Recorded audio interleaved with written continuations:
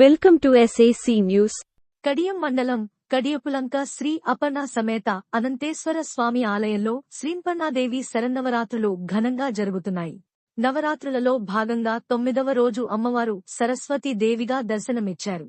ఆలయ committee chairman Margani Satyanarayana, ఆలయ committee పర్యవేక్షణలో ఆలయ ప్రధాన అర్చకులు దేవరభట్ల శ్రీనివాస శర్మ ఆధ్వర్యంలో ఉదయం నుంచి ప్రత్యేక పూజలు, కుంకుమార్చనలు, అభిషేకములు నిర్వహించారు.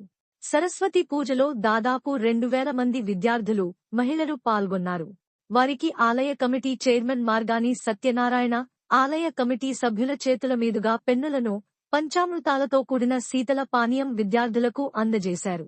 భక్తులకు ఎటువంటి అసౌకర్యము కలగకుండా ఆలయ కమిటీ సభ్యులు పర్యవేక్షించారు.